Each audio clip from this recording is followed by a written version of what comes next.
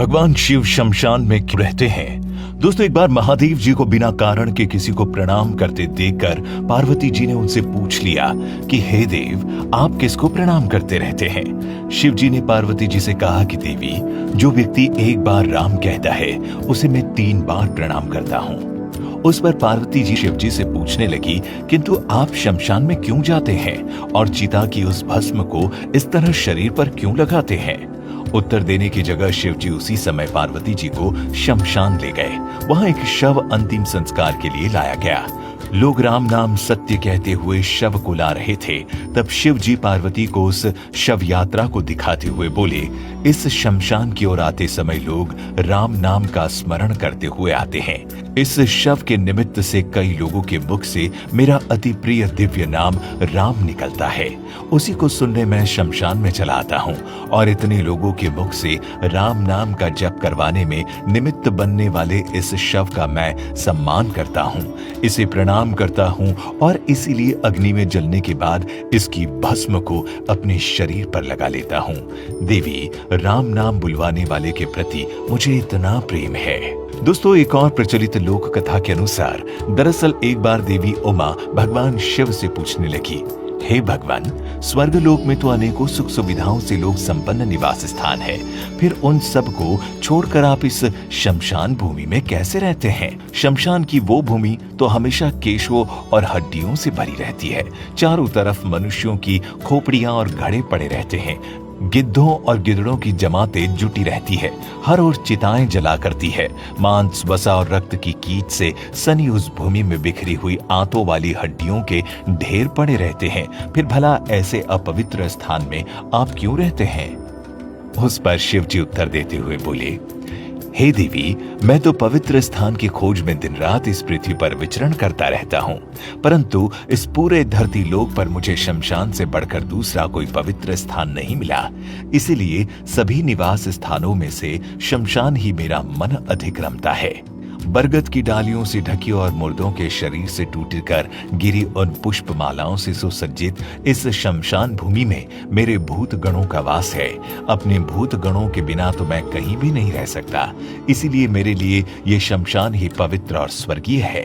और हे प्रिय, ये कोई अपवित्र स्थल नहीं बल्कि परम पुण्य स्थली है। पवित्र वस्तु की कामना रखने वाले उपासक इसी की उपासना करते हैं। यहाँ मनुष्यों का अधिक आगमन भी नहीं होता। इसीलिए इस पृथ्वी पर शमशान भूमि से अधिक पवित्र स्थान कोई दूसरा नहीं हो सकता। देवी, ये वीरों का स्थान है। इसीलिए मृतकों की सैकड़ों खोपड़ियों से भरा हुआ भयानक स्थान भी मुझे सुंदर लगता है। इसीलिए मैंने यहाँ अपना निवास बनाया है। और ऐसी मर्यादा है कि दोपहर के समय, दोनों संध्याओं के समय और तथा आद्रा नक्षत्र में दीर्घायु की कामना रखने वाले अथवा अशुद्ध और पापी प्रवृत्ति वाले पुरुषों को वहां जाना भी नहीं चाहिए। हे प्रिय, एक कारण यह भी है कि मेरे सिवा दूसरा कोई भूत जनित भय का नाश नहीं कर सकता। इसीलिए मैं शमशान में रहकर समस्त जनमानस की रक्षा करता हूँ। मेरी आज्ञा मानकर ही भूतों के समुदाय अब इस जगत में किसी की हत्या नहीं कर सकते। संपूर्ण जगत के हित के लिए मैं उन भूतों को शमशान भूमि में ही रोके रखता हूँ। देवी, अब मैंने शमशान भूमि में रहने के पीछे का संपूर्ण रहस्य तो तुमको बता दिया है। अब यदि कोई और प्रश्न भी तुम्हारे मन में है तो मुझसे निसंकोच पूछो। फिर देवी उमा पूछने लगी, हे भगवान, आपका ये रूप पिंगल, विकृत और भयानक सा प्रतीत होता है। आपका पूरा शरीर भभूति से लथपथ होता है। सिर पर जटाओं का भार लदा हुआ है। उस पर आपकी ये विकराल आंखें एक ऐसा शूल, रौद्र, भयानक और घोर रूप प्रकट करती है जिससे किसी का भी भयभीत होना सामान्य है। कृपा कर आप मुझे इस रूप के इतने विचित्र होने का कारण बताएं। शिव जी बोले, प्रिय, इसका भी एक यथार्थ कारण है। इस संसार के सारे पदार्थ 2 भागों में विभक्त है, शीत और उष्ण। अग्नि और शौम रूप के प्रतीक उन शीत और उष्ण तत्वों से ही ये संपूर्ण जगत गुथा हुआ है, जिनमें से सौम्य गुण की स्थिति भगवान विष्णु में है और मुझ में इसके बिल्कुल विपरीत आग्नेय तेजस गुण प्रतिष्ठित है। इस प्रकार ये विष्णु और शिव रूप सदा समस्त लोगों की रक्षा में लगे रहते हैं। और देवी, ये जो विकराल नेत्र से युक्त और शूल से सुशोभित भयानक आकृति वाला मेरा रूप है, यही आग्रह है जो संपूर्ण जगत के हित में तत्पर रहता है। यदि मैं इस रूप को त्याग दूं और इसके विपरीत हो जाऊं तो उसी समय संपूर्ण लोगों की दशा विपरीत हो जाएगी। इसीलिए हे देवी, लोकहित की इच्छा से ही मैंने ये रूप धारण किया है और अब अपने इस रूप का सारा रहस्य तुम्हें बता दिया है।